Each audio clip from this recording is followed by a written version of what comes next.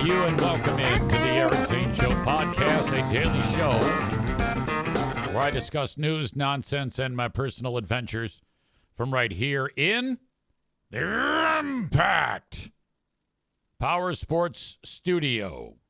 Thank you to Impact Power Sports for being on board with the show. If you are in the market for an ATV, a motorcycle, a scooter, oh God, an e-bike, how about a lawnmower, a Yamaha golf cart? They have everything you need at Impact Power Sports.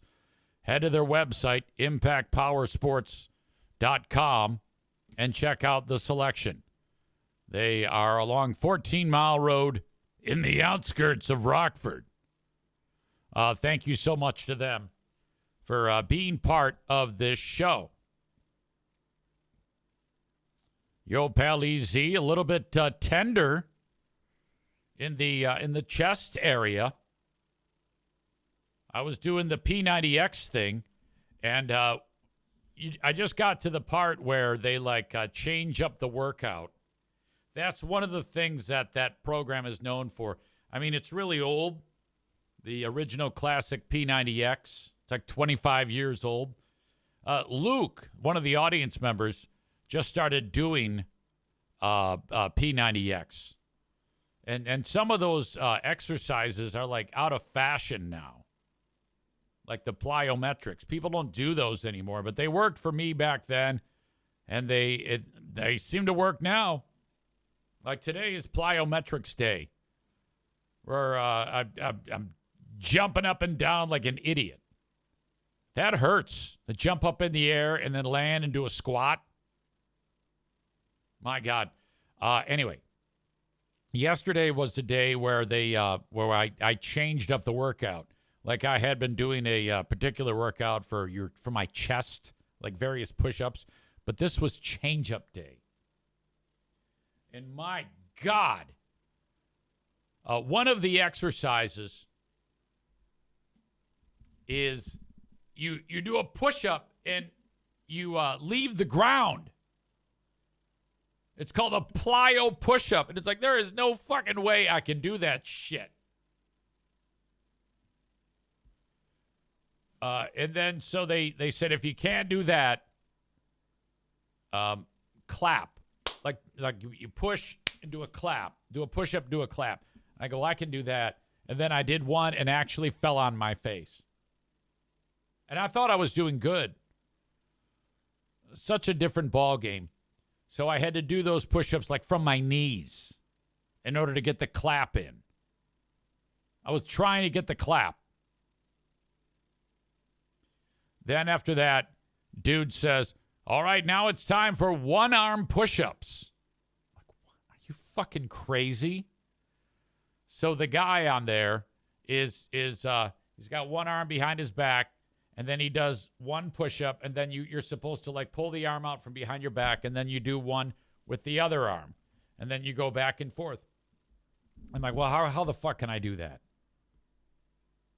Sure enough, I on one arm, I tried to drop down like maybe 1 inch, and whammo, face plant.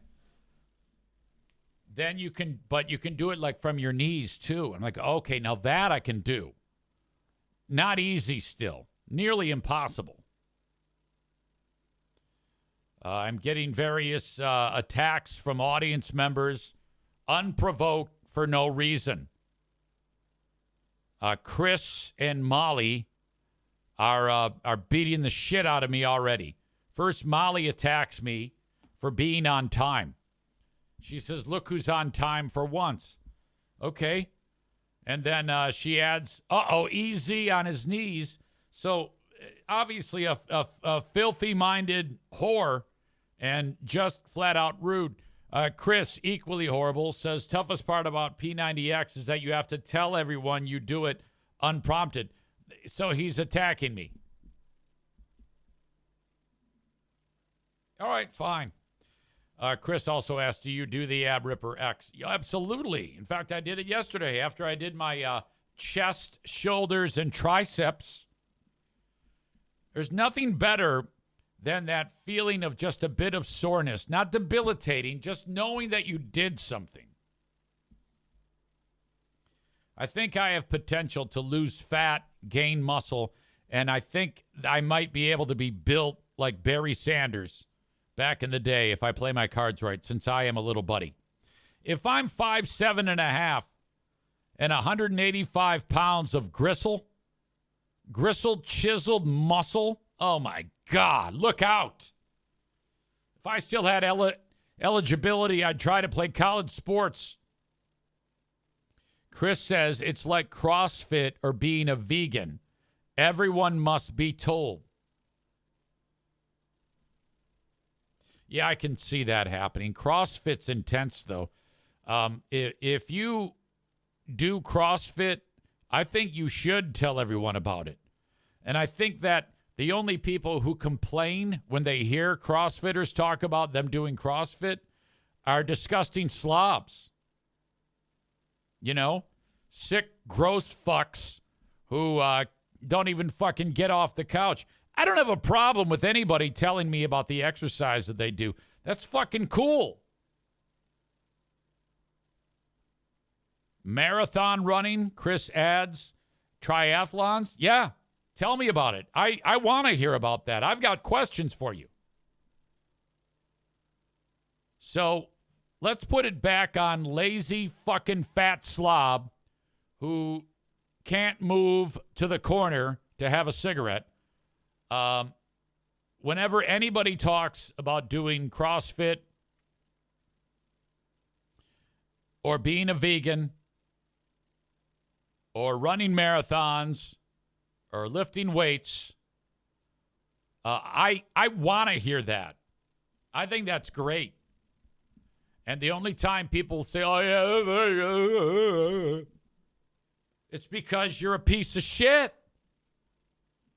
You can't do anything, you disgusting fuck. Jeremy says there's a new clip posted.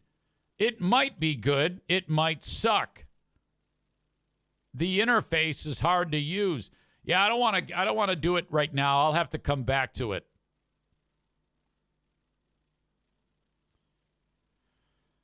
Chris says, or is this an April Fool's joke and Easy actually just ate all the cereal? No, I ate clean yesterday. Remarkably, I was able to pull it off. I felt good about that. So no cereal consumed. I've figured out that if I have a day where I don't have a basketball game or a hockey game, that is the best chance to have a successful eating day. Because if I get back from those sporting events, I'm like, fuck, I'm hungry. But, on a day that there is not a sporting event, I am in bed in the 8 o'clock hour. So anything that happens, I'm at a low energy there.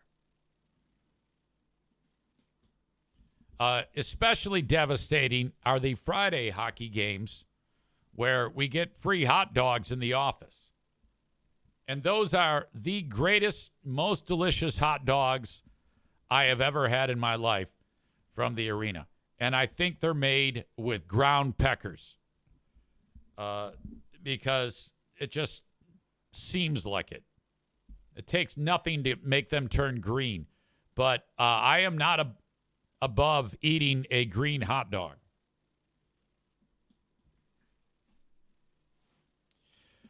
The radio station went off, or the radio show that I do on Q100 in northern Michigan did happen today. Now, I was tipped off by one of the powers that be and said, Easy, we have power at the radio station. It is time to get up and do the show. So, per usual, 5 minutes to 6. I let the dog out. I get a cup of coffee. I go upstairs. I sit here in my underwear and I start the show. And it did. It was on. So I thought.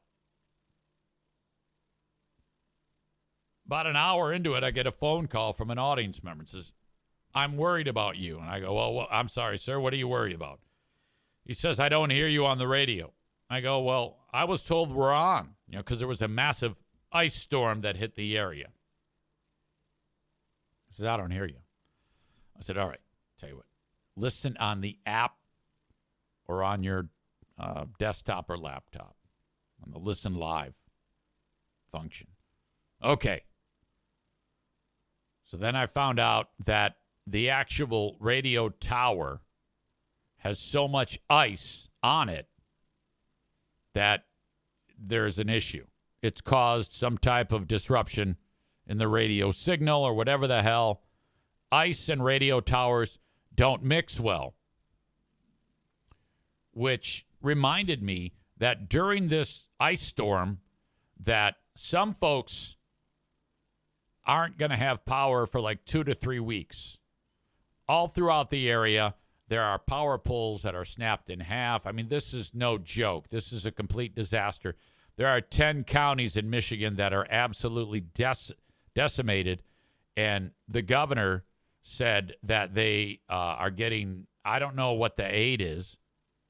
They said federal aid or something, or state aid. We're going to get you back online. And so that is happening right now.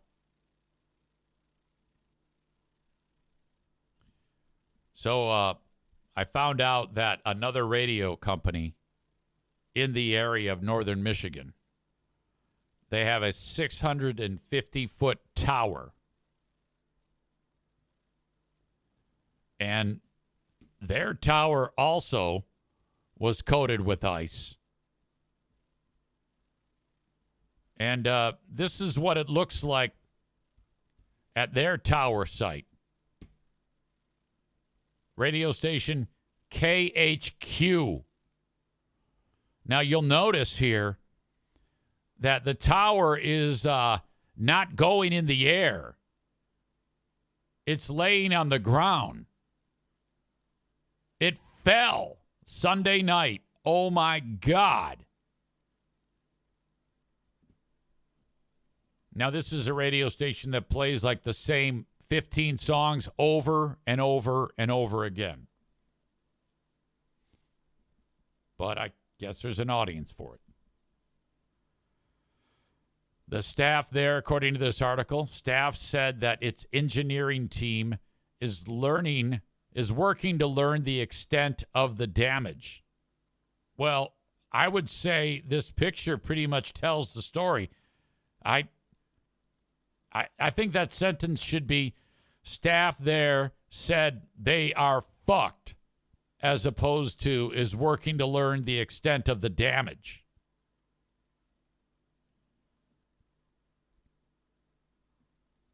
Now, this is north of the hard living line. The engineering team said their staff is working to figure out how they can get back on the air as soon as possible. It's not going to happen anytime soon. My God. There was an incident years ago in Flint, Michigan, I believe, which is also a hard living line area in HLL, where some asshole, like those towers are like however tall they are, they're held up because of those wires that come down. They're called guy wires. Some asshole cut the guy wires and knocked the fucking tower down.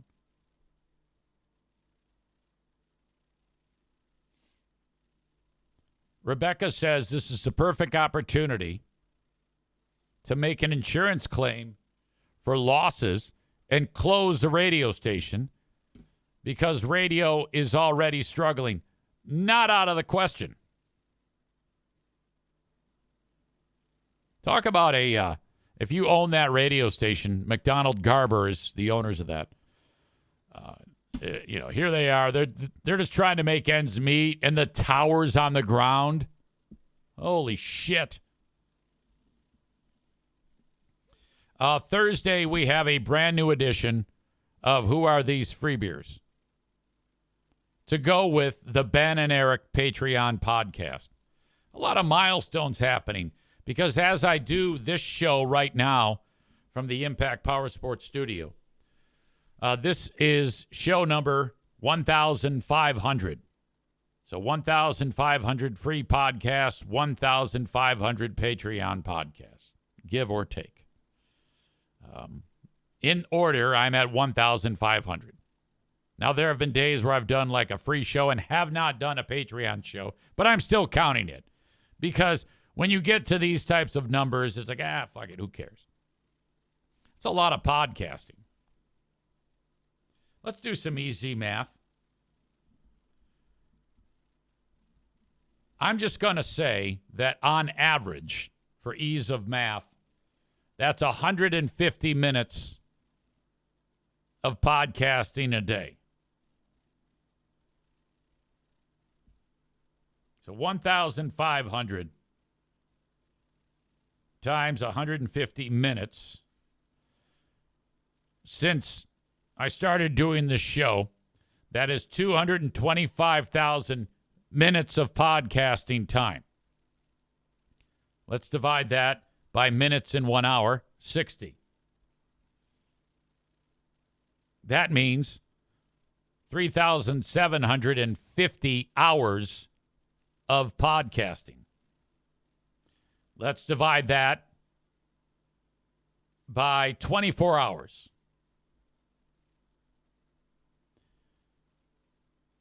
In 6 years and 3 months, the amount of time would be 156 days and 6 hours. Like if I started a podcast and it went for 156 straight days, that's how much I've been podcasting since this show got off the ground back in January of 2019. All right. No stopping us now. Thank you for helping make it possible. So 1,500 of the free podcast and the Patreon bonus podcast, not even touching some of the other shows that I do that are available. And the other milestone is we have show number 50 of Who Are These Free Beers this week on Thursday. That will debut at 6 p.m. live on my Patreon, the live stream, like video, audio live stream. In it, we have a lot to discuss. But what I want to touch on right now is a clip from that upcoming episode to kind of like get you ready for it. Now, when I first heard this, I raised an eyebrow and my radar kind of went off, and I was like, something's off there. I'm not sure what it is, but I need to investigate it.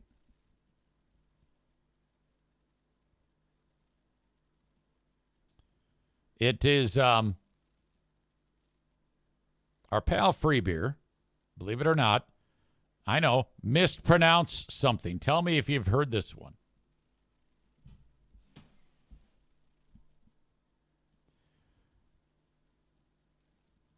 They were talking about a famous comedian, and the pronunciation of this comedian's name raised the eyebrow. Going to be hard to pass the starter story from comedian Tom Segura. Comedian Tom Segura? I guess it was something to do with Tom Segura's kid wrecked something, so Free Beer was looking for audience members whose kids have wrecked something. But did you hear what I heard? Going to be hard to pass the starter story from comedian Tom Segura. Comedian Tom Segura? I went, something's wrong with that. I can't quite put my finger on it. But going to be hard to pass the starter story from comedian Tom Segura. Comedian Tom Segura? I'm like, what am I hearing there that's making me wince? And I'm like, I think he's saying Tom Segura's name wrong. And then I'm like, well, maybe I'm saying it wrong. So I went and pulled a clip of comedian Tom Segura saying his name. What's up? This is Tom Segura. What's up? This is Tom Segura. Going to be hard to pass the starter story from comedian Tom Segura. Comedian Tom Segura? Okay. So then I compared the two. I had to play them like back to back. And then I'm like, is he saying Tom Segura or Segura? I think he's saying Segura, which is remarkable, knowing about his inability to say usual. So again, it's the U. He's fucking it up, but it's flipped. It's the reverse. He can't say usual, but he can say Segura. Both are fucked.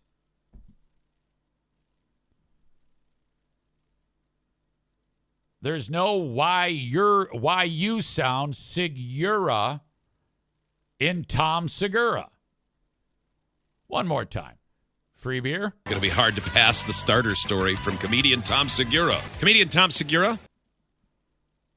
What's up? This is Tom Segura. Okay, here they are in montage form, back to back to back. Going to be hard to pass the starter story from comedian Tom Segura. Comedian Tom Segura? This is Tom Segura. Tom Segura? Tom Segura. Segura? Segura. Segura? Segura. Gura? Gura. Gura? Gura.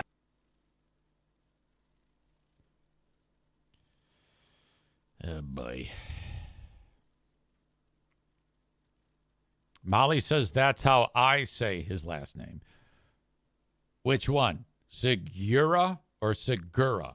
Because I know Tom Segura says Segura, because that's his name.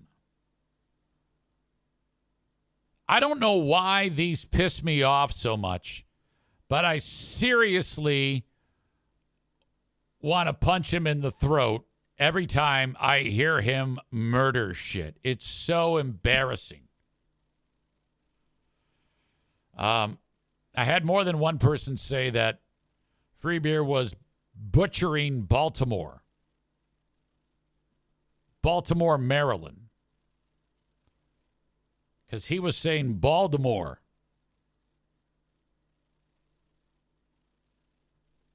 Which is like a combination of the name of the city and the character in Harry Potter. Baltimore. That's what he says. But we all know it's Baltimore, Maryland. Baltimore, Maryland, yes. Baltimore, Maryland, no. So she interrupts him, and you can just tell he's seething about this. So it completely upends the story, which, good. It should. You are a fucking moron. So they beat him up, and then that fades. Story is over. A short time later, something else ridiculous happened. And I'm going to save it for Who Are These Free Beers? He did something that is legendary that he's done 1 billion times in the past. It's one of the more embarrassing things he says that is completely wrong. It makes him referring to Tom Segura as Tom Segura as a walk in the park compared to this. Now, you might have an idea of what it is if you saw my Facebook post yesterday, because I referenced it. And, a lot of the times he'll be like, it's just the way I talk, or it's just the way, it doesn't matter. It's like, no, it absolutely matters. You sound like a fucking idiot. You are an idiot. And then a lot of the times he'll lean into that and say, I know I'm an idiot. No, you don't understand. You shouldn't be allowed to speak on a microphone. You're dangerous. You are so bad at this. He is one of the most, his story of the fact that he's actually successful is a goddamn miracle. If the average person who didn't have any idea who Freebeer was listened to him and heard the shit that he says, they'd be like, is he blowing the owner of the station, or is this like Make-A-Wish? Because he's so god-awful at both reading and knowing basic words. He's one of the most inept broadcasters that has ever walked the face of the earth. He can't think. He can't read. He fucking sucks. Okay? No one else on that show has such a debilitating usage of the English language. God, does that guy suck. Shit. Ben and I will break this down on Who Are These Freebeers coming up Thursday. Molly says the guy who was on his knees. That doesn't have anything to do with it. And that was merely me exercising, you moron. Chris says, hopefully the death of his career is broadcasting a game where football player Noah Kanega is on the field. He wrote Noah Kanega wrong during the broadcast. Yeah, that football player for Eastern Michigan University, his first name is Noah. His last name is spelled Knigga.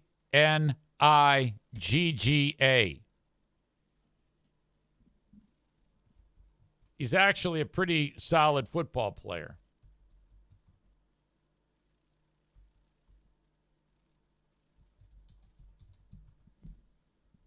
Let's see here.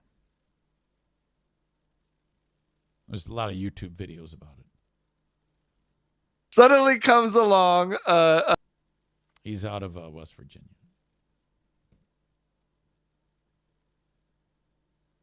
A football recruit by the name of John Noah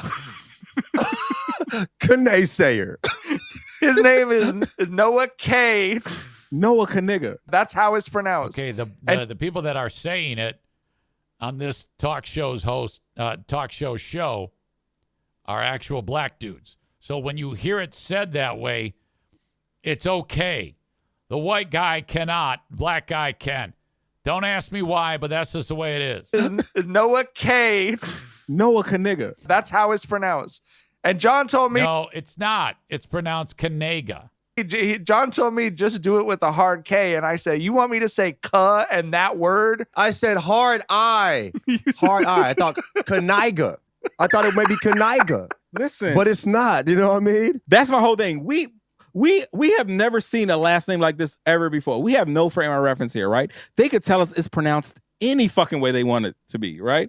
Why did they not say like Kanaiga or Kenega? You know what I'm saying? Why was it Koniga? As a black person, if that was my last name, it'd be Kanaiga. But as a white person who probably won't get their issue off, yeah, they found a loophole.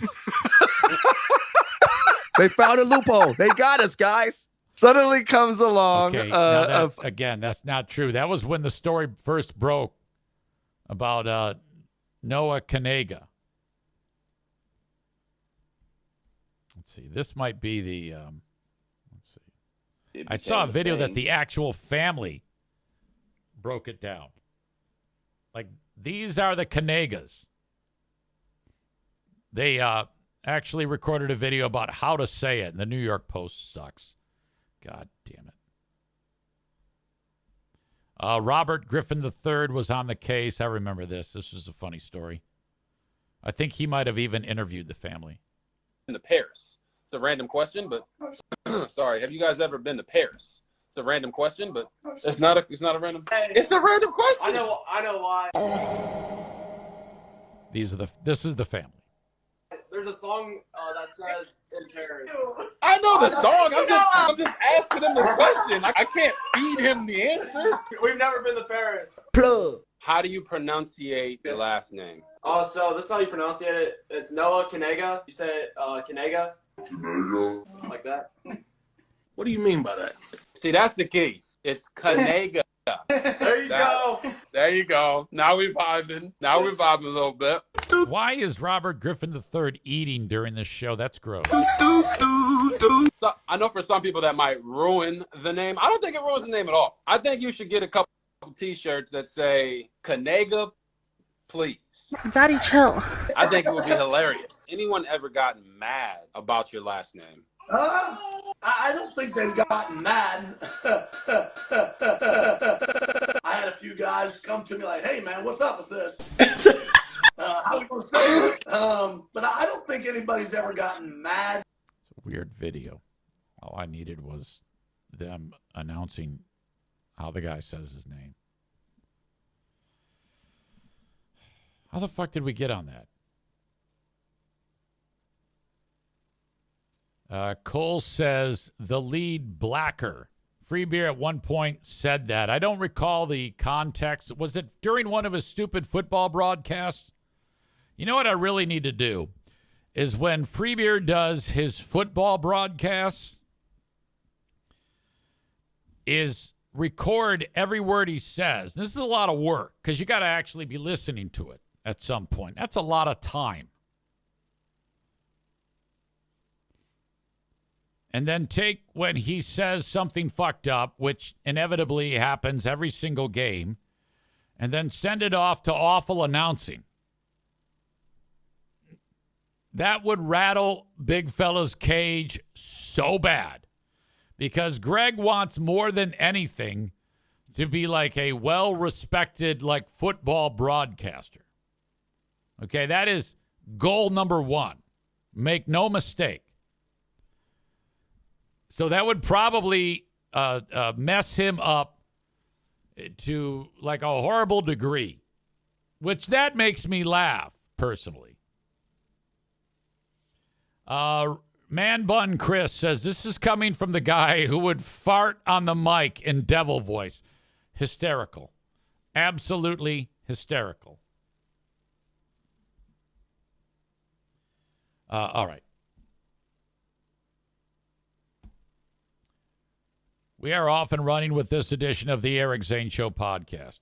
If you are enjoying the show on YouTube or Facebook, I'm going to bail on you. If you want the rest of it, it's on Twitch. Head over to twitch.tv/Eric Zane Live or download the Twitch app and just search at Eric Zane Live, all one word. Follow my channel. That way, when I go live, you can get it all as it happens.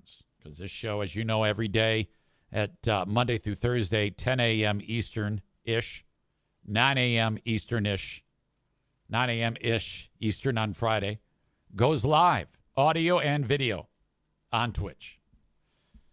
The audio becomes the audio podcast, available wherever you download shows. Excuse me. I prefer Apple Podcasts, but you can find it on Spotify as well. Just subscribe, rate, and review, please, on those platforms or whatever podcasting platform that you particularly like. It's all there. As indicated, I have a Patreon, patreon.com/Eric Zane. That's where Who Are These Freebeers will originate from coming up on Thursday. You can sign up for 7 days free. patreon.com/Eric Zane. If you want to correspond with me, you can do it about a billion different ways. I get correspondence all the time from people. I get correspondence on Reddit. This is worth mentioning again. People reach out to me anonymously on Reddit. And then I'll talk to them, and then I'll find out who they are, and that's totally cool. This one came in a month ago. Pardon me, I need my glasses. I'm pretty feeble. I hate you, and you suck. I have no idea who this is at this point. I know now. I wrote, oh, you do not. Don't be so sore. Also, I am fantastic at everything I do. Now, that's, of course, said tongue-in-cheek, but whatever. This person says, there's no changing a narcissist's mind, but for my own sanity, I need you to know how terrible of a person you are. You are a waste of life after everything you've destroyed and cried over. For the love of God, get a fucking life. I said, there's a lot of things that I can be labeled as. A narcissist is not one of them. Have we interacted in the past, like face-to-face? Are you possibly a coworker? Not a coworker. And yes, I've interacted with you before, and you're a narcissist. Nice try. So at that point, I now know who this is. I wrote, aha! Honestly, what could you possibly have against me that could indicate that I am a narcissist? I don't even know what a narcissist is off the top of my head. Like if someone said, easy, what is a narcissist? I would say, person who always talks about themselves? I don't know. I guess. I know that word is thrown around a lot, especially by young people. Well, younger people. You're a narcissist. Everybody's a narcissist. Yeah, whatever. I try to get this person talking. This person does not respond, but I already know at this point who it is. I wrote, look, I go pretty hard against the old show quite often. If I had to guess, I would say you are a friend, family member, or one of those show members. I could see why you would be upset. I get it. However, this all could have been avoided. 100% Greg's fault, which I've always maintained. Then I wrote, whoever you are, do not hesitate to reach out to me. I will answer any questions you have about what I do. I have nothing to hide and nothing to fear.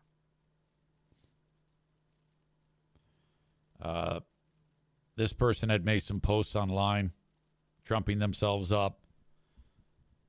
And then I wrote, the only reason why you're not responding and why you've deleted your post on that thread is because you're realizing you've made a mistake and that I am quite rational and easy to talk to. You feel bad about picking the fight, and you're trying to save face. It was nice talking to you, Kelly.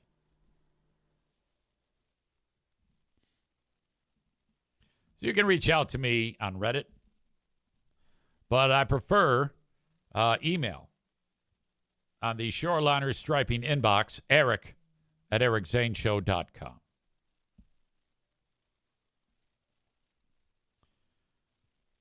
Chris says the term narcissist is way overused these days, especially when someone gets dumped.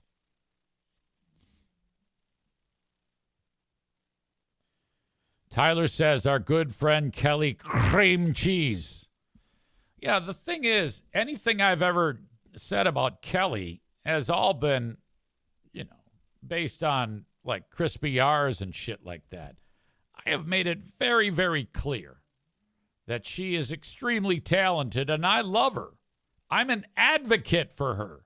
I'm the one saying she's massively underpaid. Somehow fucking Greg has got her under a spell. You need to break that spell, bitch, because that motherfucker's taking advantage of you.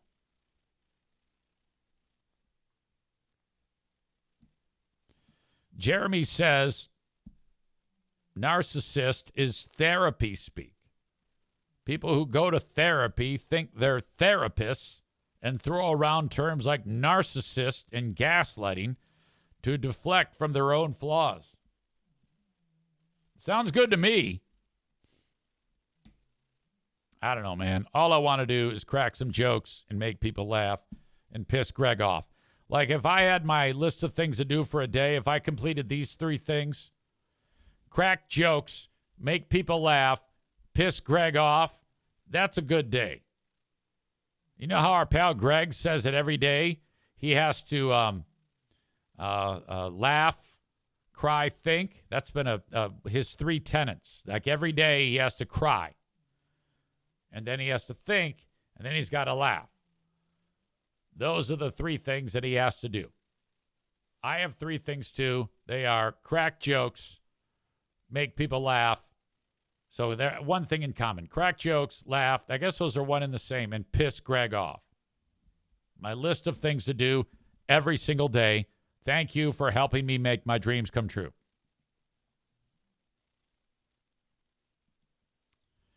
There is a realtor of choice on the Eric Zane Show podcast. It's Adam Casari. ADAMCASARI.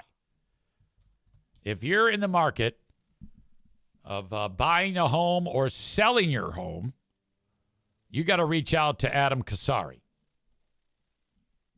He's in West Michigan, and you can call him anytime and get the ball rolling.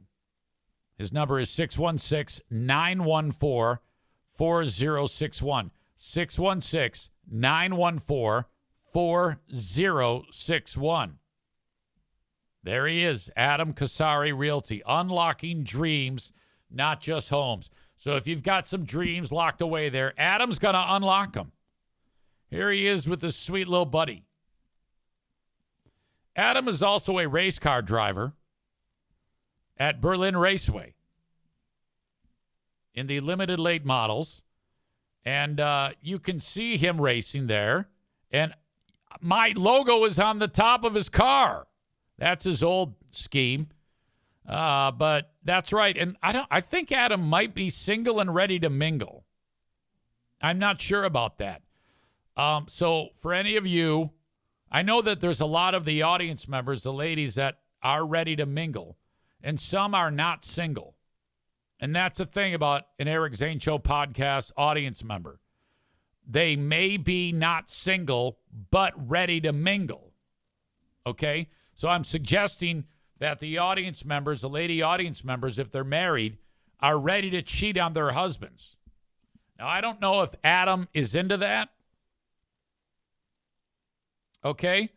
But if you are, in fact, single and ready to mingle, Adam could possibly be interested in you. I don't even know for sure that he is single and ready to mingle. I just know that he's one of these dudes who, like, he's posting pictures of him and his kid, and I don't see a missus.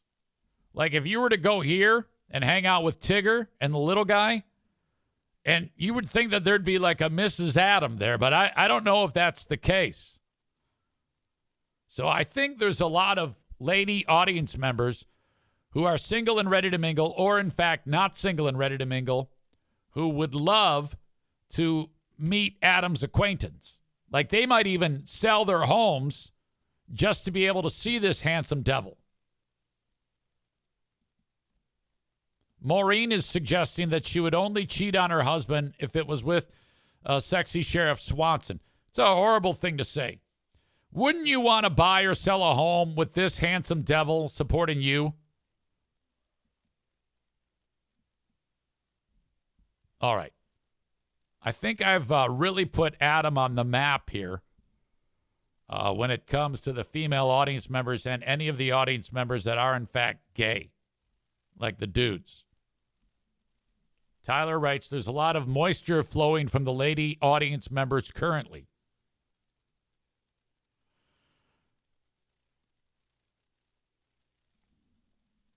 All right. Amy loves the chat because there's lots of various comments about, well, whatever we were talking about. Thank you to Adam Casari. 616-914-4061. I want you to sit tight. Your old pal EZ needs to use the boys' room. I will be back. Hopefully the dogs will not pee on anything while I am gone.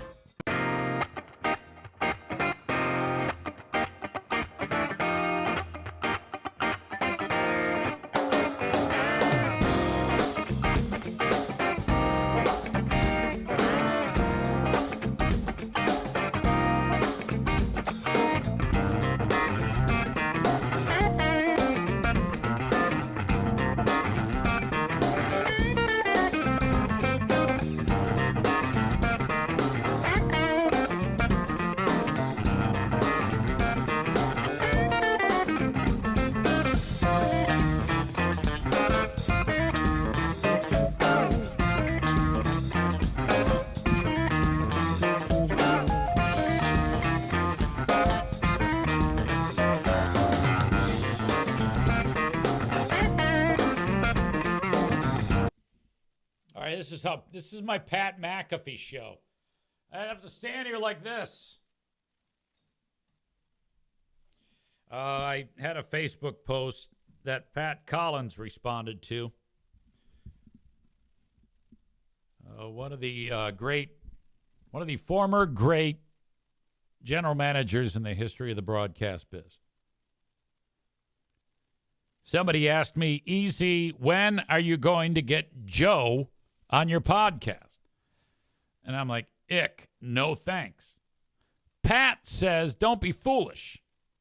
Easy. That would be amazing content and sponsor revenue generating. And, well, while that's true, it is true. I couldn't do that. I wouldn't be able to just sit there and bury everything. The only way that I could have him on is if he agreed to let me not only call him out, like I had to let him know that I'm going to beat the shit out of you, but I would have to have every person that he's been in a relationship join us on the show. So it'd be like a who's who of people that don't have very good reviews of their time with our pal Joe. So that would be, and there's no way he's going to agree to do that. I wrote, no can do. That's too much of an ask. I've been assaulting his character for the past several years. The only way that would work is if I continue to assault his character to his face and bring in people that aren't very happy with the results of their relationship with him. And I'm sure he would not be up for that. So it's not even a point worth talking about. Jeremy says, or just bait and switch, get him on to tell a story and then bury him. Yeah, part of that is I don't know if I might be opening myself up to some type of legal issues if I do that. And Joe is notorious for being like a bitch and lawyering up. This isn't like the type of guy who can actually defend himself. I don't know if that's going to work. I'd rather just sit here and do this now. Now, it's not even possible to even engage in the thought of that even happening. It just would not happen. So come on now.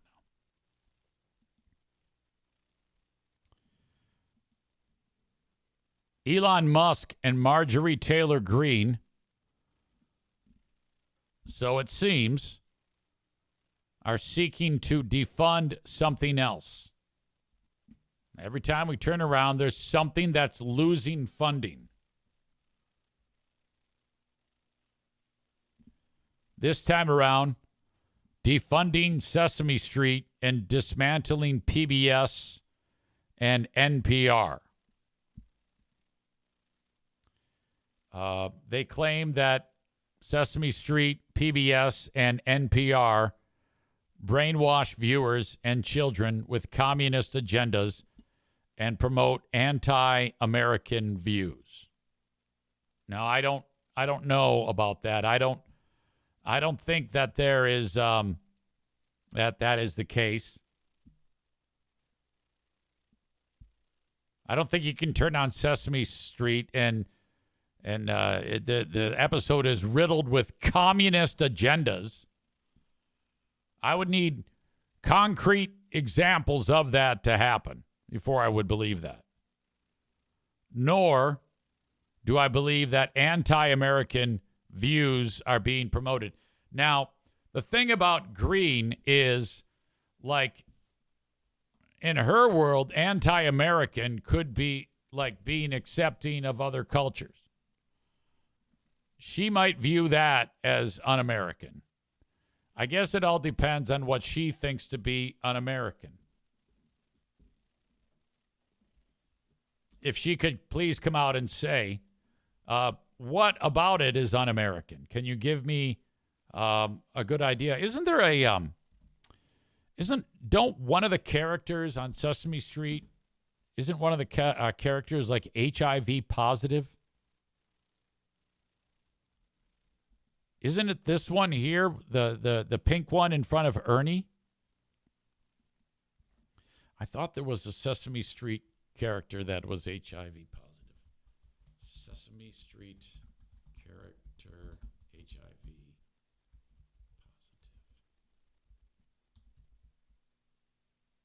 Yeah. But it's not the one I'm thinking of. Kami.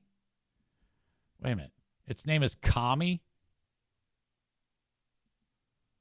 Mr. President. Now I'm starting to think that Marjorie Taylor Greene might be onto something. You got an AIDS-infested Muppet whose name is Kami? It's Kami. President, I have a So it might be pronounced Kami or Cami? I don't know. Here is the AIDS-infested Muppet with Bill Clinton. Mr. President, I have a very important question for you. What does a former Mr. President do? Well, Cammie, Okay, it's Cami. It's not Kami, goddammit. one of the things I do is talk to people about things that are important to them. All right, I'm not going to sit here and watch this shit. So Cami is HIV positive. Now, I don't think that can be equated to un-American, but to Marjorie Taylor Greene it may be. Now, I don't think it's been made clear how Cami became HIV positive. I don't think they've ever had that as part of the story arc as to how it I mean, maybe they did, but I'm pretty much guessing that they don't go on there and say that Cami had unprotected sex. Okay? I don't think that is the case. It's a kid show, for God's sake. Dan says, why not privatize them along with the post office? Let them stand or fall on their own feet, NPR and public broadcasting. So aside from the un-American thing, which I don't know anything about,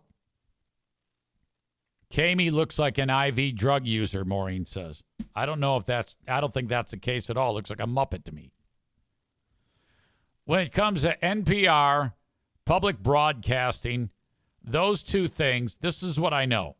Those two things suck.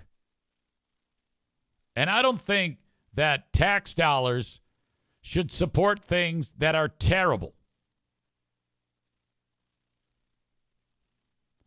Dan says, why not privatize them? Well, all right, maybe. Maybe you should. But then it's not going to last. The only reason why those things stay afloat is because they're funded by the government. I don't think we should support those things. NPR and PBS, like, who gives a shit? How many people have kids that actually watch Sesame Street? Come on. I'm actually supporting Marjorie Taylor Greene and Elon Musk. Public broadcasting, NPR, all that shit. Some of the worst things you could ever listen to.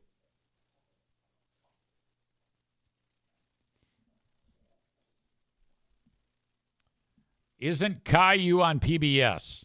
Yeah, to fund that whiny little shit, says Bob. I've heard of Caillou, but I think my grandkids watched Caillou for a while, but not anymore. Or maybe that. Who gives a shit?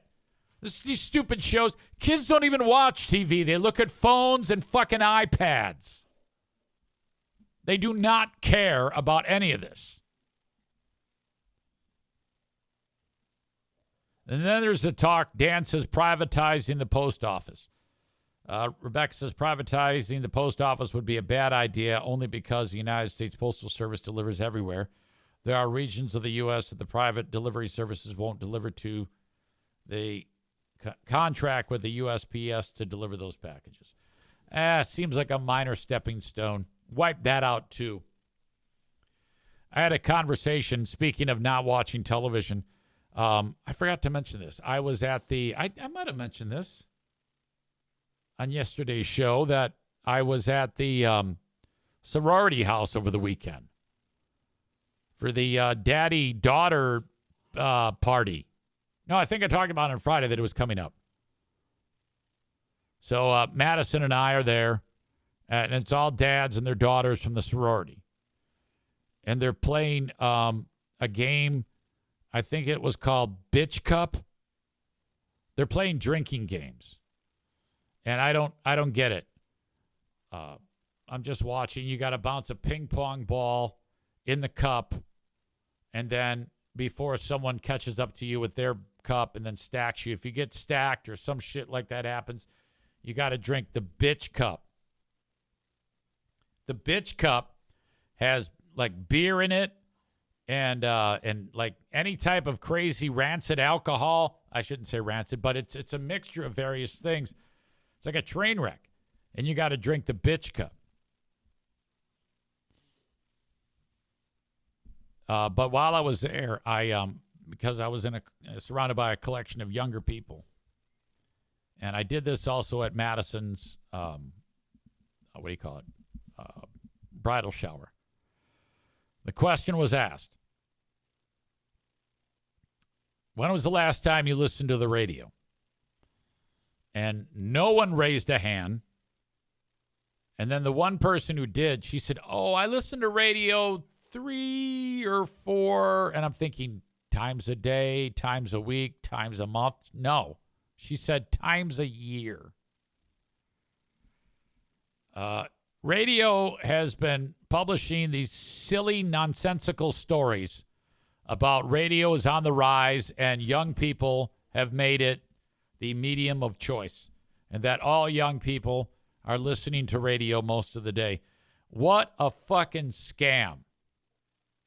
I cannot wait until I get in front of the broadcast class at Aquinas College when staff teacher Eric Zane gets in front of them and says, hey, raise your hand if you've listened to the radio in the last one day, and no hands go up. Or if they do, then say, all right, what do you listen to and why? What do you like about it? What do you dislike about it? What do you listen to when in its place? I cannot wait to have that conversation with these people, because every week there's some radio asshole who publishes something in a radio trade magazine that talks about, radio's on the rise. Arab says Eric is going to convince all the broadcast majors to change their major. This is a required class for the degree. It's Radio Podcast Broadcasting 101. They've even put podcasting in the title. A lot of these people that take these courses are people who want to make a living through social media, because companies hire people who are experts on social media, some fresh out of college, so that they can utilize social media to build their brands via those means. And a lot of the coursework is centered on that. Or a lot of people that are taking the coursework go on to those types of careers.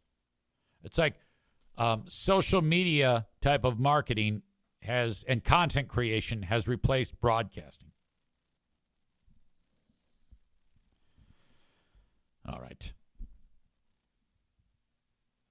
Bob says the game, Bitch Cup, we called that King's Cup. One time someone put a goldfish in it. Oh, my God, it's fucking animal abuse. I can't get behind that. You sick idiots. All right. Well, anyway, Marjorie Taylor Greene, Elon Musk, they want to wipe out PBS and NPR. I'm like, go for it.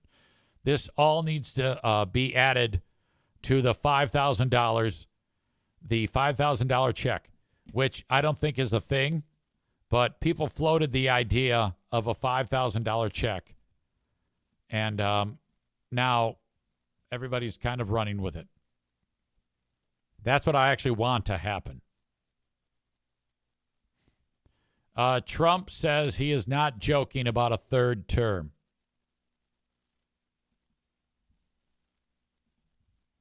This is Trump talking about this exact thing just the other day. I don't want to talk about a third term now because no matter how you look at it, we got a long time to go. We have a long time. You know, we have almost 4 years to go. And that's a long time. But despite that, so many people are saying, you've got to run again. They love the job we're doing. Most importantly, they love the job we're doing. Okay, now, my Republican brothers and sisters in this audience who voted for that maniac, they love him. They love that guy. They agree with that. He's done an outstanding job, and they do want him back. Now, I also want him back for a third term. I actually support that. Like, if someone said to me, Easy, who do you want in the office? Trump or anybody but Trump? At this point in time, I would say I absolutely want Trump because I have gotten so much mileage out of watching him lay waste to this country and destroy everyone's lives. It has been magnificent content creation, and I am here for it. Tyler said, if Trump gives me $5,000, he can have as many terms as he wants. Agreed. I want him for content, and if I do get the $5,000, I will absolutely announce that I will fillet the president. If I get that 5 G's, I'm all about it. I am not above being bought.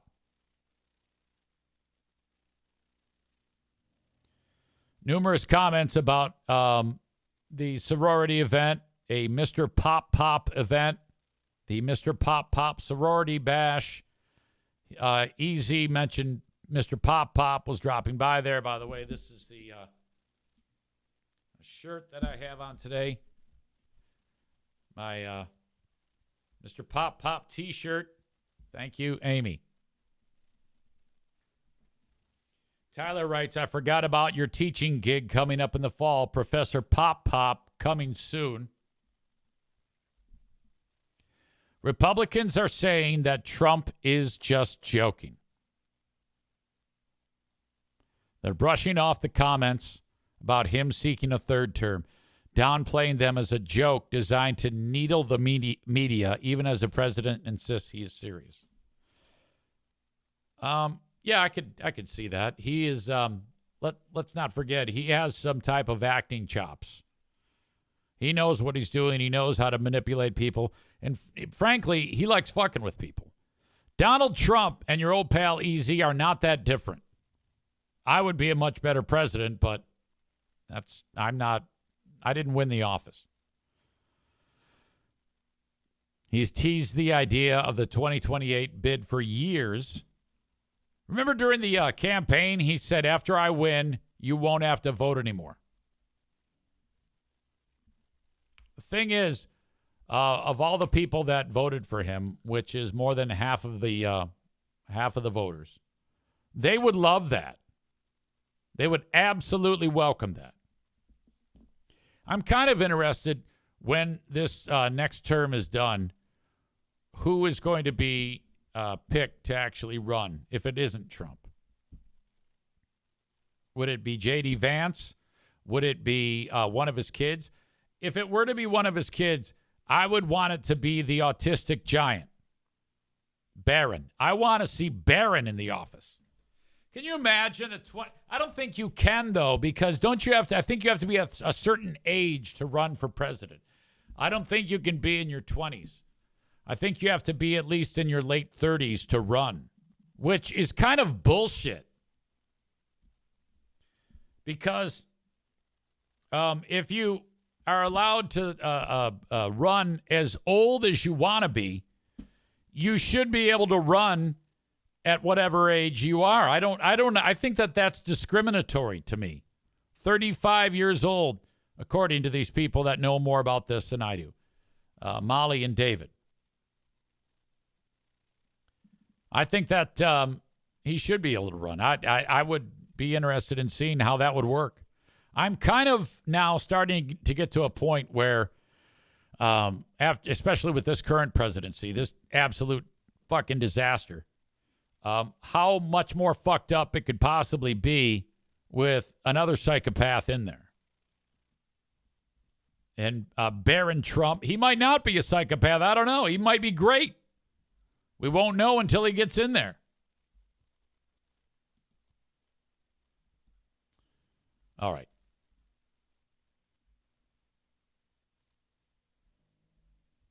There is a story.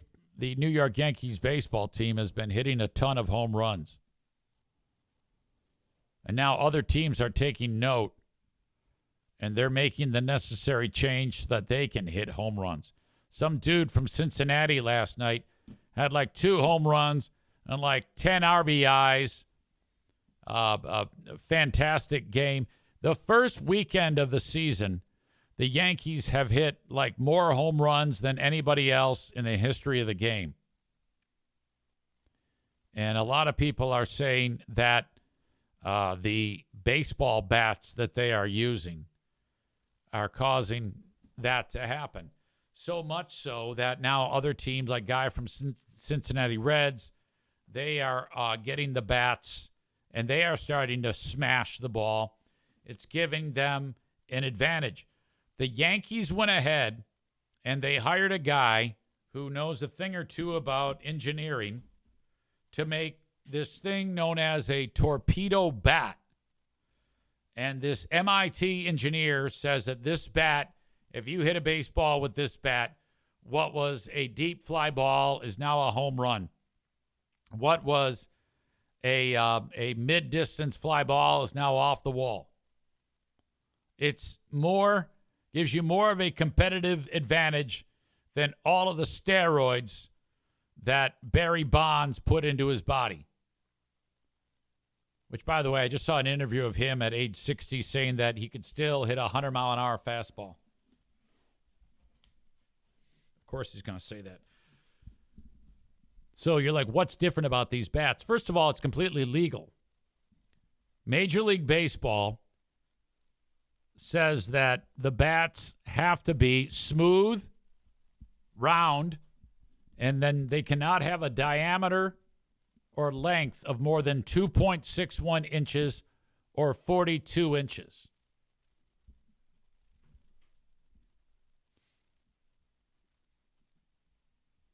This is what the bat looks like. This is what's making it different. If you notice on this pic that it's wider in the center of the barrel than it is at the end of the barrel. I guess that's what does it. It resembles a torpedo. There's another good look at it. This guy's name is Jazz Chisholm. That's ripe for a word scramble to be Kaz Jism. So all these bastards have these new bats, and shitty players are hitting the ball miles. Leave it to the Yankees to find this information out. That is fantastic. Yeah, they actually have, this all came about because of this, an MIT wizard on this sort of thing found this information out. And the Yankees are taking advantage of it. And other teams are taking note. Yes Network announcer Michael Kay pointed out that the bats pointed it out to viewers during Saturday's 20-9 Yankees win over the Brewers, during which the Yankees practically barreled every ball possible. Since then, the torpedo bats have been the talk of the town. Detroit Tigers manager A.J. Hinch said, "It will get plenty of attention now. The internet has a beautiful way of bringing things to be a big deal." Yeah, of course he's going to say that. He's the guy who got busted for cheating. That's the fucker who was stealing the signs and banging on the goddamn garbage can when he was a manager of the Astros.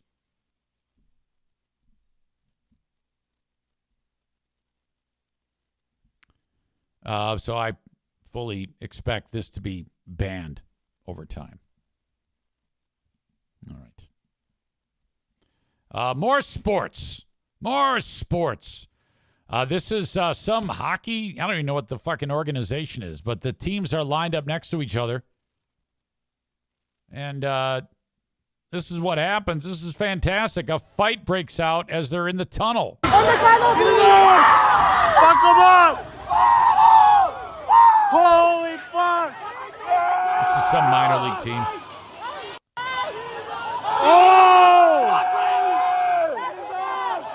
Okay, so you notice a big fella with the helmet hits guy without helmet right there, and then that guy's done. He doesn't want anything to do with 93. He doesn't get any closer. So then this guy says, I'm going to step in. Fuck And he beats his ass too. Fuck him up! Get him, boys! Get him, boys! Get him! Get him!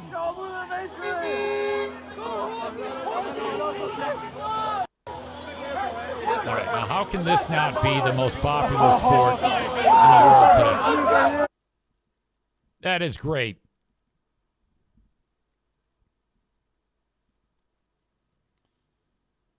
Somebody show this to the Pistons Timberwolves. That is a brawl. Truly is. My God.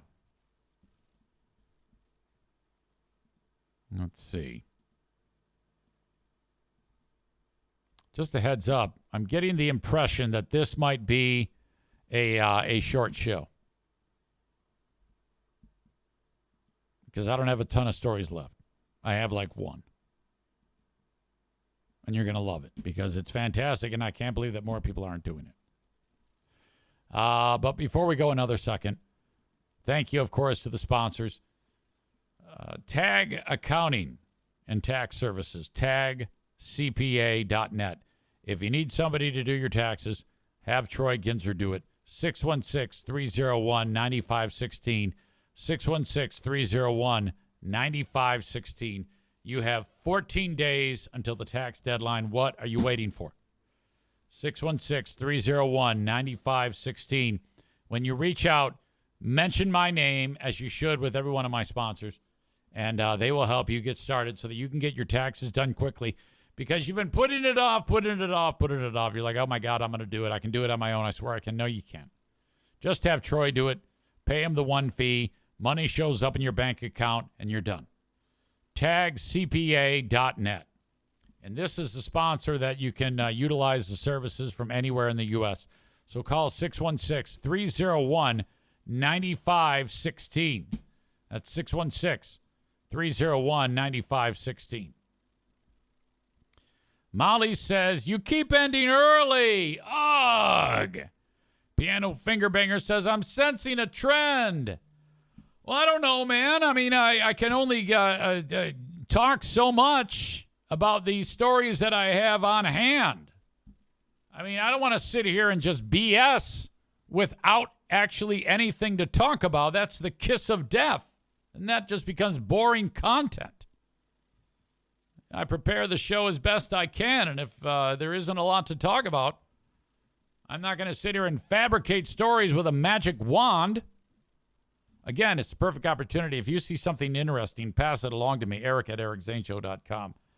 I don't read all of them. I don't go to all of them. I use them if there is something that is worth talking about on them. But send it along, and I'll be the judge. I'm not done yet. I mean, the show isn't over. Kuiper says, tell a story about pooping your pants. David says at least Easy isn't talking about how to load a dishwasher. Jeremy says I'd rather have a short show than a bunch of time wasting like our pals Free Beer and Hot Wings. Bob says taking notes from Cumia. Started a 2-hour show. Gonna regularly be an hour and a half. Well, I would venture to guess that the reason why is because of the same thing. Donut Dan says, tell us a story or how your dad is doing. Tell us an old story. I'm going to need more parameters to focus my brain on something.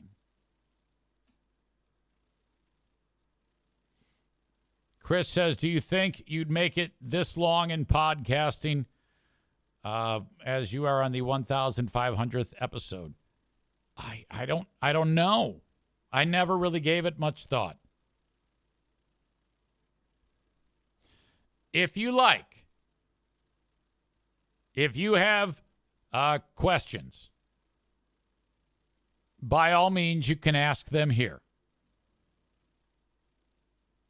That might be able to get us to the point where you feel satisfied and less ripped off. I don't want you to feel ripped off, so you can leave it in the chat. How does that sound?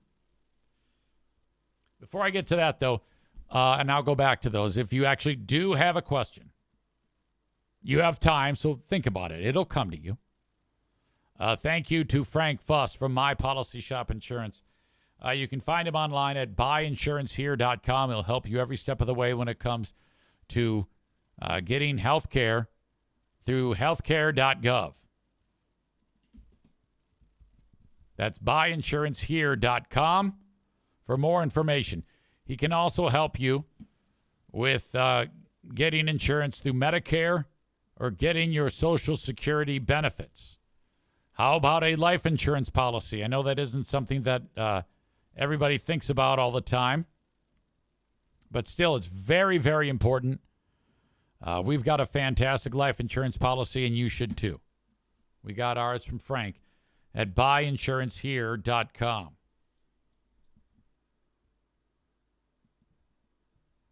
I don't know why more teams don't do this, and maybe they will now. But a college football program, smaller school, Coastal Carolina, but they are I guess it's known as an FBS school. That would be the top tier of college football. I think. I don't know. Anyway, they get about 21,000 fans a game. And this next year, they have come up with this. When you go to the game, all concessions are free. I'll just tell you right now, beer is excluded. But you can go there, and the shit is free. Each person can get up to 4 items per concession stand visit. So you could say, I want the hot dogs, I want the nacho, I want a popcorn, and a large Coke. And then they hand it to you, and you walk away.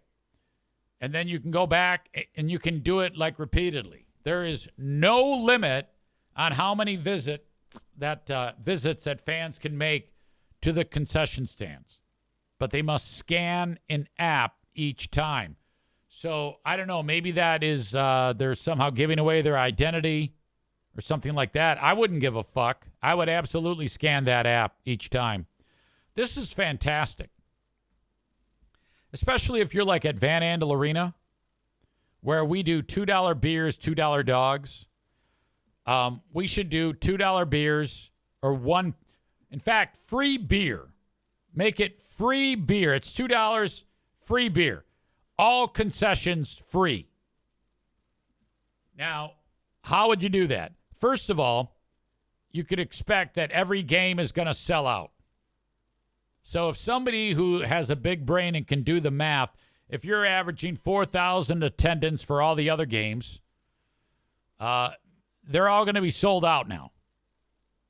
I think that if you tried one full year, 36 home games at Van Andel Arena of free concessions for everybody. Now the arena actually gets the money for the concessions. Sometimes there's split deals where the team might get some too. But the team should pay the arena for all of the concessions. They should cover the cost for all of it, Every bit of it.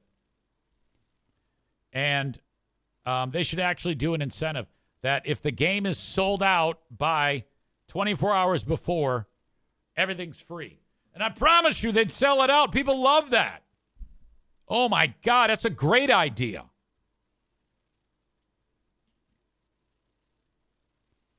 I'm curious what they think. I think it's great. Let's see. The Chanticleers, that's the name of the team. Athletic department is no stranger to unique promotions to encourage fan support. In the fall, they offered season ticket holders for the men's or women's basketball team a full refund if the teams won at least 35 games combined. They won 33, so they didn't get it. I like that. If you went ahead and had a sponsor support the, like, let's say part of your sponsorship was you pay a certain amount of money, like Ford Motor just signed on with the Lions. You'd expect them to. They own the goddamn team. If they, if they or any other company, a free concessions brought to you by so-and-so's tire shop, they pay the freight for it. That's fucking great. I hope that ushers in a new era. Free concessions for a sellout is actually a great promotion. Run it on a Wednesday in the middle of the season. People would love it.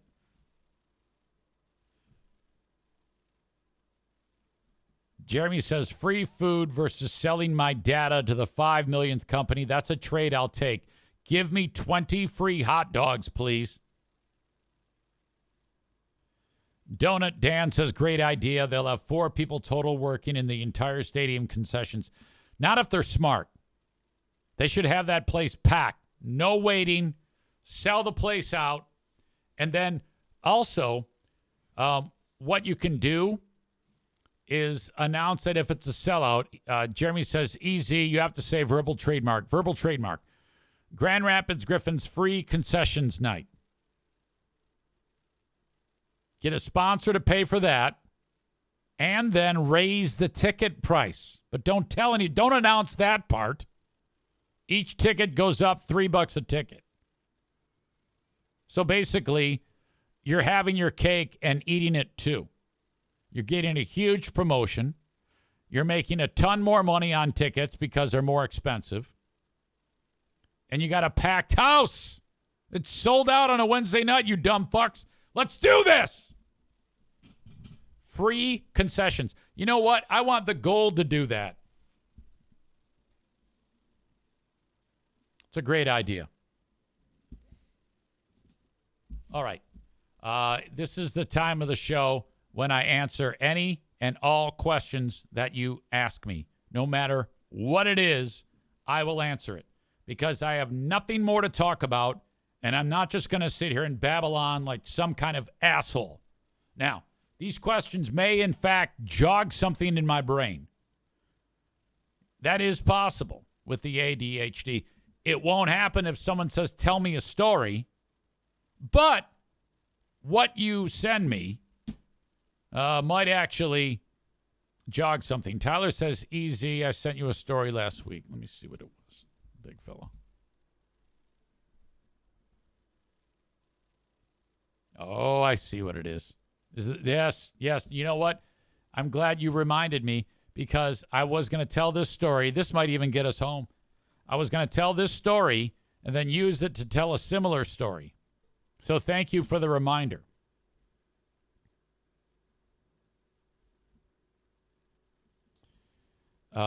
Pastor Marvin Sapp, who I've heard of that name. Isn't he from Grand Rapids? Marvin Sapp? I thought he was. I don't know.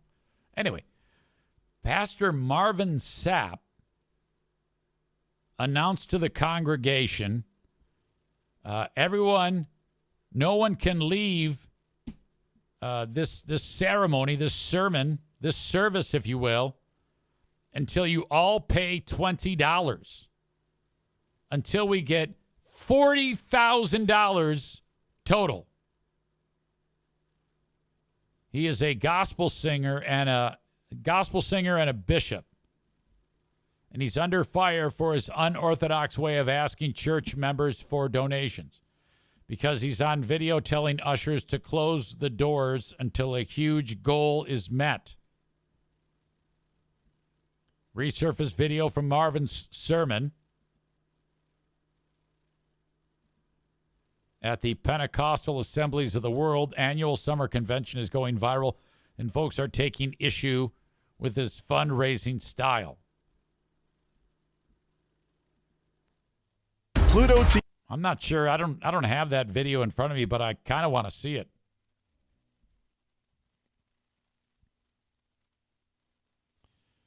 Marvin Sapp says cash is king, but electronic payments work too.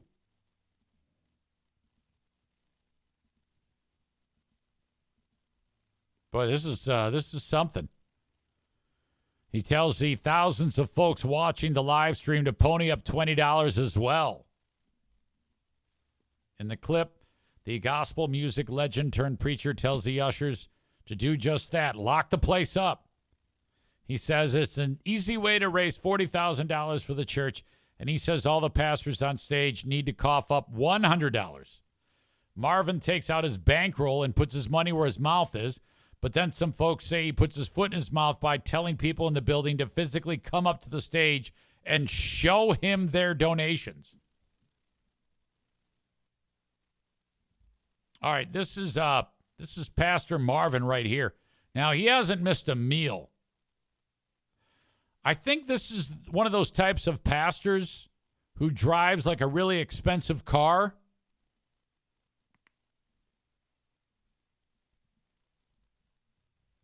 There's been some public outcry about it. My directive was not about control. It was about creating a safe, focused, and reverent environment for those choosing to give and for those handling the resources. We reached out to Marvin. So far, no word back. Well, I mean, I don't know. I've heard of some ridiculous things by some of those pastors. There was a pal of mine that used to work at Van Andel Arena. Doesn't work there anymore. And she was there when Pastor Benny Hinn was there. This guy's on TV, claiming miracles, money rolling in. And before the doors open for the sold-out venue, some folks from Benny Hinn's Ministries said to this person, who then told me this story, so I guess I'm getting it secondhand, but I have no reason to doubt that it happened, said there's going to be 20 to 30 people, sometimes more, whose lives will be ruined. Now, this is from the people that are with Hinn saying that. And she's like, what? She goes, yes. They are going to give us their life savings. We are going to convince dozens of people to give us every penny that they have. And she's like, what? And then the powers that be at Van Andel decided that no more. We cannot have this type of shit here ever again. This is fucked up. Like people crying in the aisles because they gave all their fucking money away. God damn. When our family visited Tennessee, we headed down there. It was Eric, Diana, Jacqueline, Madison, and Ernie at the time. Side note, Nick says, I was there. I worked that Benny Hinn show. Literally garbage cans full of cash. That's right. You had to have been there. So you can back me up on that. Holy fuck. We were still attending Catholic church, Catholic Mass. We found this Catholic church. I've told this story before. It's fantastic. It was about 104 degrees outside that day. And then we go inside of the sanctuary, and it's about 112. What the fuck is going on here? And I'll cut right to the point that it was fantastic because this priest was a big guy, and he's wearing a heavy wool vestments. He's dying in front of us. He's so hot. And it comes time to do the homily or the sermon. And that's something where you would stand up in front and tell a story or an anecdote that has to do with the first, second readings in the gospel. And he doesn't stand up, though. And he's, got the wireless mic. And he goes, I'm not standing to do the homily. In fact, I'm not doing a homily. I'm just here to tell you that the air conditioner's broke and you ain't leaving until we got the money to fix it. Now, if you dig into your pockets and you give me 5 or 10, I don't want it. You keep your money. I want hundreds, 500s, and thousands. It's going to cost $8,000 to repair the AC and get a new one. And I don't want your money if you're going to give me 5 or 10. And holy fuck. I'm like digging into my pockets, getting all my fucking money in, and I'm looking at it. I mean, Ernie and Jack, go, get your fucking money out. Get it out. We got to help this son of a bitch. Fuck. And, we added up all the cash. We gave, I don't remember what the fuck we gave. And he, takes a separate collection just for the AC. And then that was it, there was no more to it than that. God damn. Question, how is Jeffrey? Jeffrey's fantastic. That's the guy who has my kidney. He gets regular checkups, and he's in fantastic shape. When was the last time you threw a punch? Probably the time. Well, you mean a real, in a fight out of anger? I don't know. I hit Jim in the shoulder the other day, not because I was angry. Probably the 5-second or 15-second fight with Joe. Man Bun Chris, what's your Starbucks order if you can't get coffee? The largest Pike's Place black that they have. Any updates with the family member that might be problematic at Madison's wedding? Negative. Donut Dan, are you still at Bosco's Pub? I could be if they asked me to work.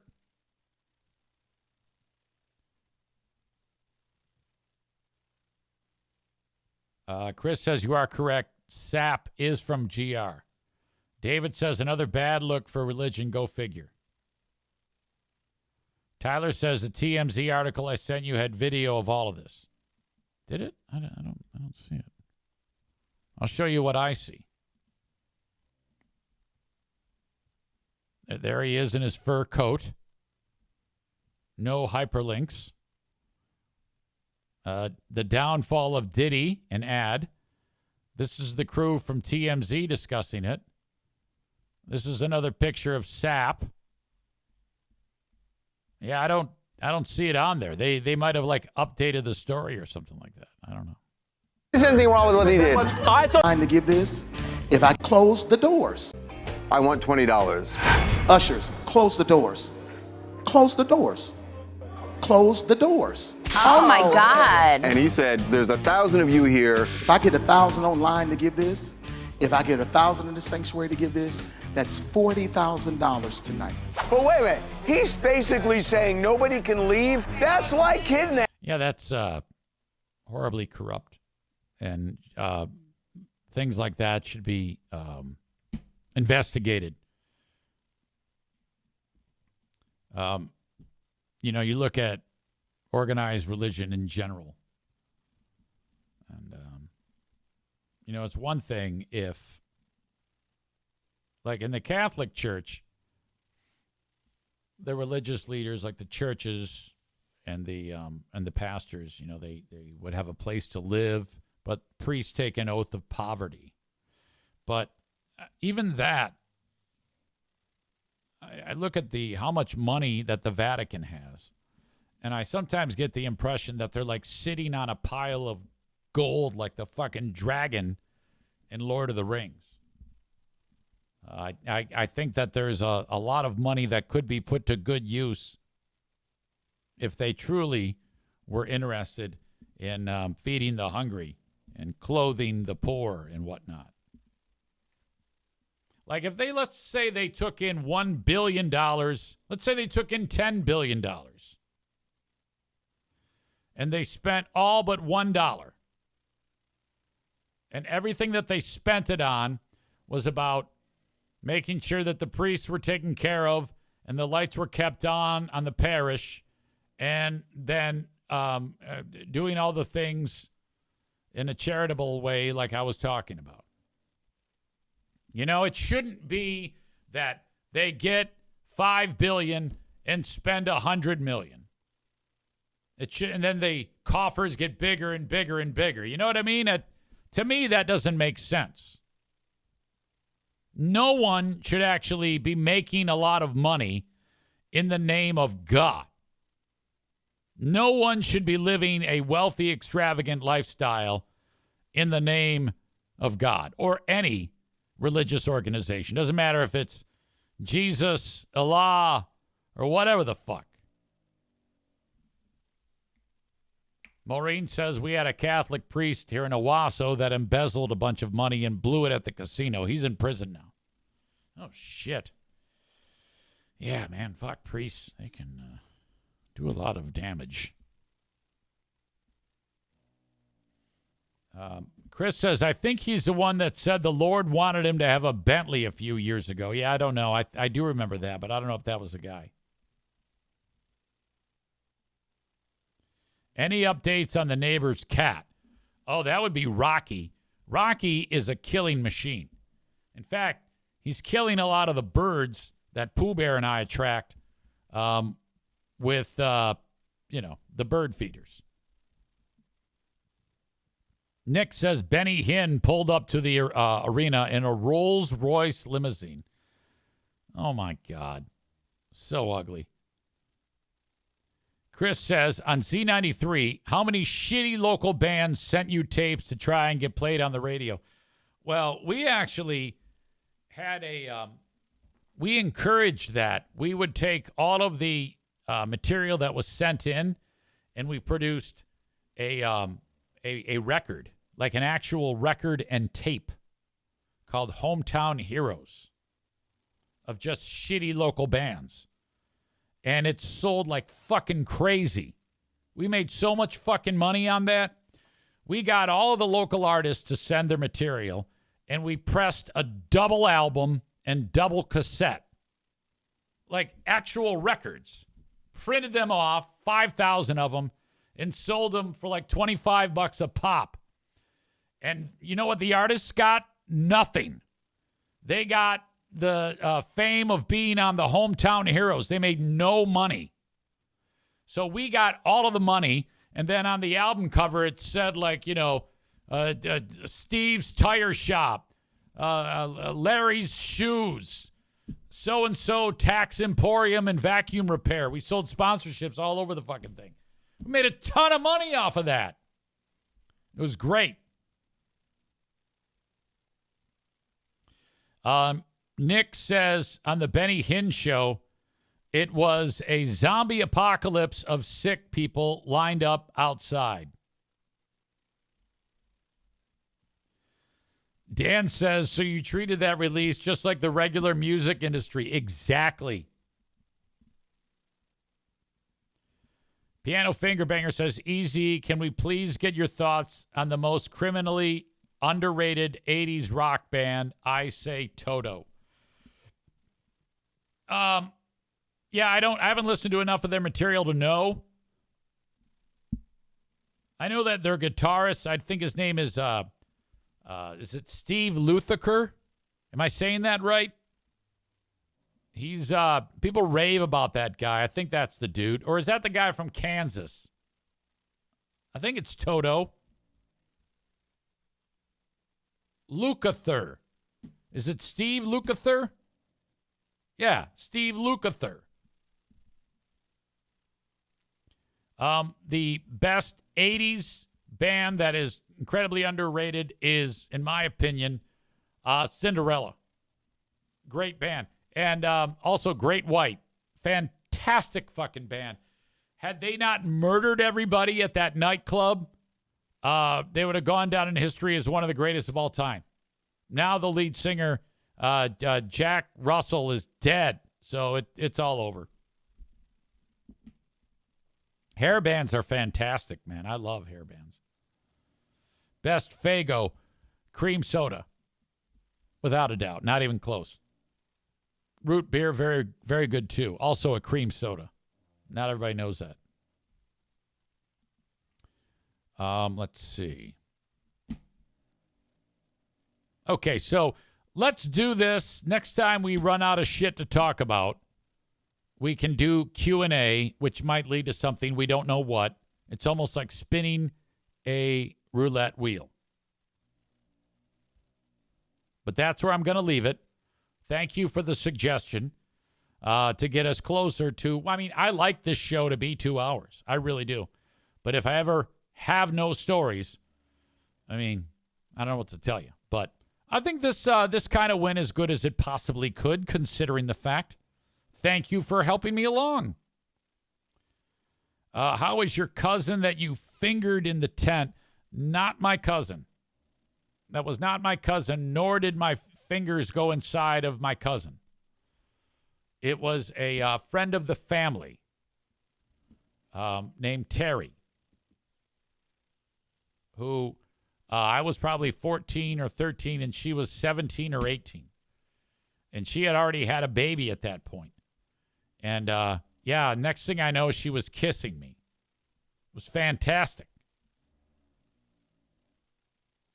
I was with my stepsister, Sue, who was related to Terry. They're cousins. And I was hanging out with Sue by the fire over the summer. And I said, did I ever tell you that there was a big smooch fest in the tent with your cousin? And she goes, what?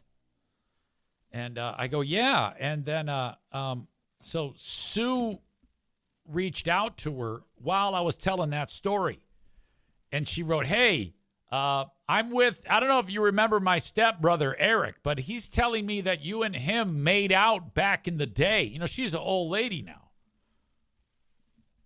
You know, well, she's not that much old. She's about Diana's age. I can't say that Diana's an old lady, but to me, anyone who's a handful of years older than me is an old lady. Like Diana, she's 58. All right, so I know I'm talking out of both sides of my mouth. Diana's 58, and I'm 54, so she's kind of like an old buzzard. Well, so was Terry. Now, so, you know, Diana would have a smooch fest with me, and so would Terry, these old women.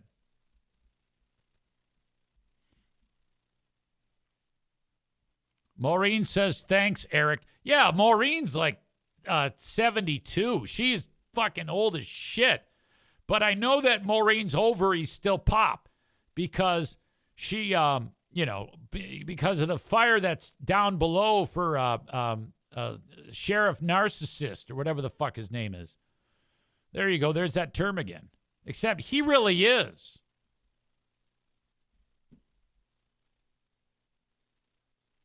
Piano Fingerbanger says, damn, Pooh Bear is a cougar. Chris in Buffalo says, hashtag wet for Swanson.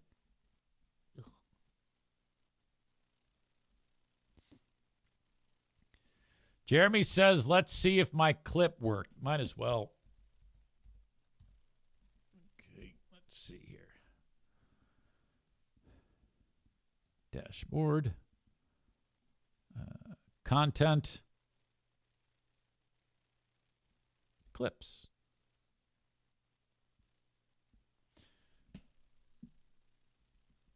All right, this first one is from Jeremy.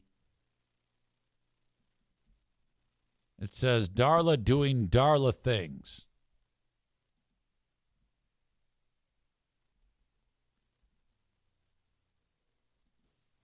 Doing what she does. Scratching that couch. Just lay down, darling. Darling, no! No.